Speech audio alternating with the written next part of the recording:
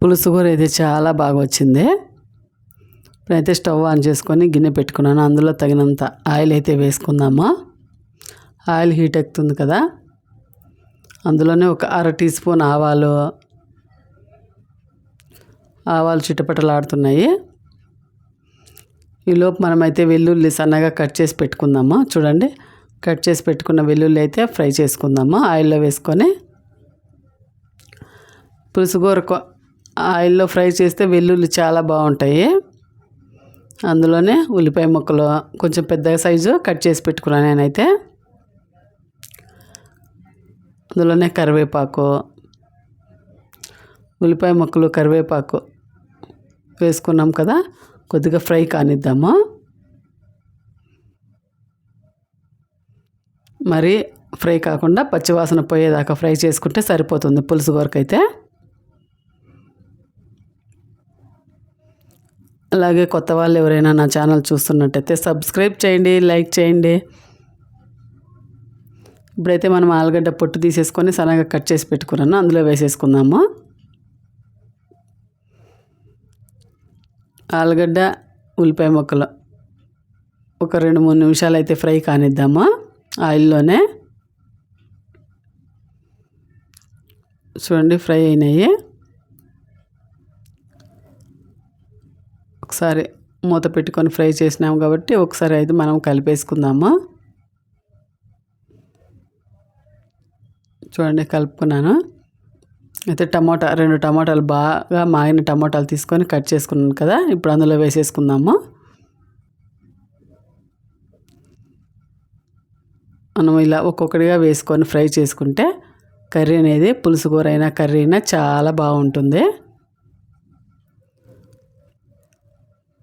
అయితే చూడండి, ఇలా గోరుచిక్కుడు కట్ చేసుకొని వేనీళ్ళలో అయితే వేసుకున్నాను.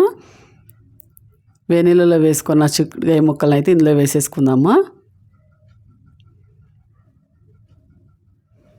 ఒకసారి కలిపేసుకుందాము. మూత పెట్టుకొని 3-4 నిమిషాలు అయితే ఫ్రై చేసుకుందాము. టమాటా అయితే బాగా ఉడికిపోయింది.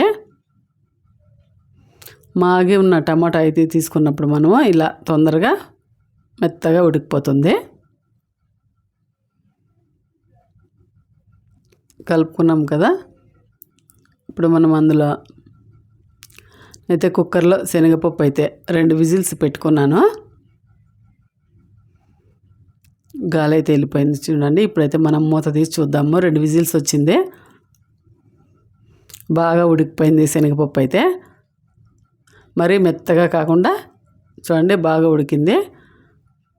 ఈ నీళ్ళతో సహా మనం అందులో పోసేసుకుందాము. గోరుచిక్కుడు ఆలుగడ్డ ఫ్రై చేసుకున్నాం కదా, ఇప్పుడు అందులోకి ఒకసారి కలుపుకుందాం. మనమైతే